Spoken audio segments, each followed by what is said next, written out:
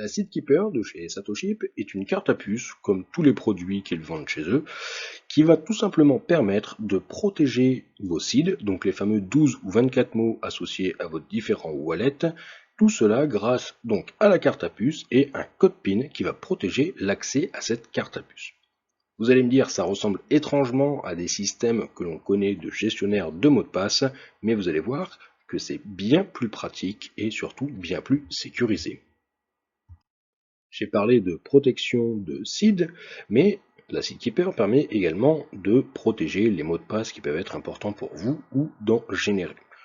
Donc ça peut tout simplement faire penser à un gestionnaire de mots de passe. La différence qu'il va y avoir entre la Seedkeeper et un gestionnaire de mots de passe, ça va tout simplement être le fait qu'un gestionnaire de mots de passe, eh bien, en général, vous stockez ça sur votre disque dur, dans un cloud, etc.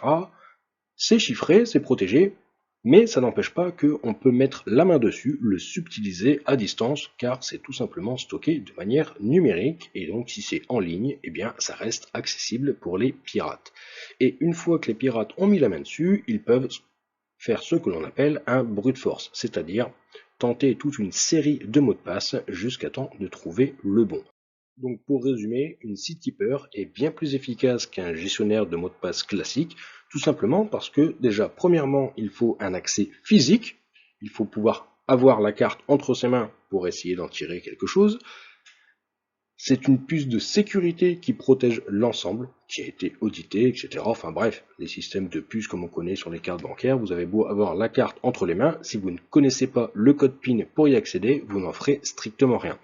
Et enfin, une particularité de la Seedkeeper, en fait c'est la même chose que votre carte bancaire pratiquement, c'est que si vous faites trop de tentatives de code PIN et qu'elles sont erronées, eh bien ça finit par bloquer la carte complètement. C'est-à-dire que vous ne pouvez plus rien faire de la carte. Donc il est très important de ne pas perdre votre code PIN, car si vous n'avez plus de code PIN, vous n'avez plus accès au contenu de la carte.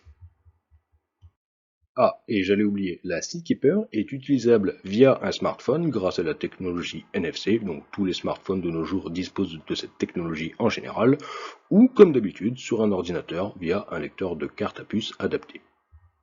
Une option qui est très intéressante avec la Seedkeeper, c'est la possibilité de créer un backup. Donc pour ça, il vous faudra avoir 2 Seedkeepers. Je ferai bien un petit tour des autres fonctionnalités, mais franchement, c'est tellement intuitif et limpide, pas besoin d'en faire une présentation, à mon avis.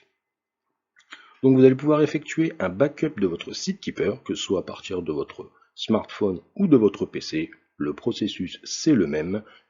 Le côté pratique à faire une sauvegarde de votre Seedkeeper, c'est que vous allez donc forcément pouvoir en garder une avec vous pour accéder à toutes vos différentes informations confidentielles quand vous le souhaitez, mais vous allez pouvoir transmettre une copie à un ami, membre de famille, etc. Bref, à qui vous voulez, qui va pouvoir conserver cette carte sans pour autant y accéder. Bien entendu, il ne faut pas fournir le code PIN avec la carte. De cette manière-là, si jamais vous venez à perdre votre Seedkeeper, à la détruire, enfin bref, peu importe que vous n'y avez plus accès, vous pouvez récupérer la copie que vous avez déposée à quelqu'un et réaccéder à vos informations. Et ça peut également être très pratique pour tout ce qui est côté transmission. Je parle par là d'héritage le jour où vous passez l'arme à gauche, etc. Bref, je ne vous souhaite pas de malheur, mais il est toujours bien de penser à ces choses-là. Et bien, pour ce faire, vous ne transmettez pas le code PIN, car donc vous confiez votre Seedkeeper à vos futurs héritiers, qui vont donc du coup pouvoir faire office de backup si jamais vous perdez la vôtre en attendant, et le jour où ils devront passer chez le notaire, eh bien il suffira au préalable de tout simplement d'avoir laissé le code PIN chez un notaire.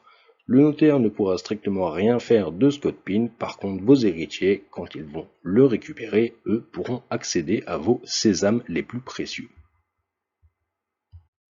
Je parle de 2 Seedkeepers juste avant, mais bien entendu, si vous, de votre côté, vous êtes à l'aise avec la sécurisation et le stockage des différentes seeds de vos wallets, eh bien ça ne sert pas spécialement à grand chose d'avoir 2 Seedkeepers. Une seule peut très bien faire l'affaire. Bref, Je vous laisse imaginer les différentes possibilités qui s'accordent le mieux avec vos compétences et ce que vous voulez faire, transmettre, simplement protéger pour vous parce que vous n'avez pas d'héritier, vous n'avez pas encore décidé. Bref, le choix vous appartient et ce n'est pas à moi de vous inciter ou de vous dire comment il faut faire. Je vous apporte simplement des matières de réflexion. Alors même si ça coule de source, je vais quand même faire un petit rappel là-dessus. L'élément le plus essentiel avec votre SeedKeeper, c'est le code PIN qui la protège. Donc ne mettez pas une date de naissance, 4x0 ou des codes PIN ultra simples que n'importe qui peut deviner en regardant rapidement votre profil sur les réseaux sociaux ou s'il vous connaît un tant soit peu, dans l'hypothèse où par exemple vous confiez un backup de votre SeedKeeper à votre futur héritier ou quelque chose comme ça. Bref, quelques petites astuces si vous ne savez pas comment définir un code PIN et le mémoriser facilement. Vous pouvez par exemple mettre la partie d'un numéro de téléphone, d'un numéro se trouvant sur un document officiel, donc votre carte d'identité, permis de conduire, etc. Plaque d'immatriculation, coordonnées GPS, enfin bref, il existe plein de moyens mémotechniques assez simples pour configurer un code PIN que personne ne va deviner facilement, mais que vous allez savoir retrouver de manière infaillible. La SeedKeeper coûte 25 €, néanmoins si vous souhaitez vous en servir sur ordinateur, il vous faudra un lecteur de carte à puce. Il faut compter 10 ou 20 €, je ne sais plus. Vous en trouvez sur le site de Satoship, bien entendu, mais vous pouvez en trouver sur n'importe quel site marchand. C'est quelque chose de très couramment utilisé.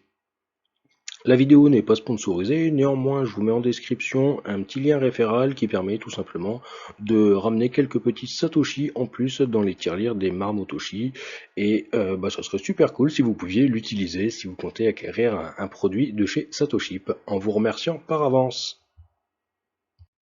J'espère que la vidéo vous aura plu. Alors, à titre perso, j'avais déjà testé leur première version de SeedKeeper, là c'est leur deuxième version, et c'est très clairement le jour et la nuit. La première version, déjà c'était pas compatible au smartphone, c'était pas spécialement super intuitif pour monsieur et madame tout le monde. Là, on a vraiment un produit qui est accessible aux plus novices, tout simplement, et je trouve que c'est vraiment un excellent moyen de conjuguer la sécurisation personnelle de ces seeds et aussi d'anticiper toute la partie héritage, parce que on va pas se mentir, c'est toujours quelque chose qui est complexe, qu'on ne sait pas comment exactement faire. C'est pas toujours simple de donner directement ces seeds à ses héritiers. Qu'est-ce qui nous dit qu'ils vont pas nous prendre les sous avant qu'on passe l'arme à gauche? Enfin bref, voilà, je trouvais que c'était vraiment une super solution pour conjuguer les deux. Alors bien entendu, je ne vous incite à rien du tout, hein, vous êtes libre de faire ce que vous voulez. Bref, c'était simplement mon ressenti sur leurs produits. Sur ce, je vous souhaite un bon réveillon pour maintenant, et puis je vous dis à bientôt. Allez, ciao ciao ciao.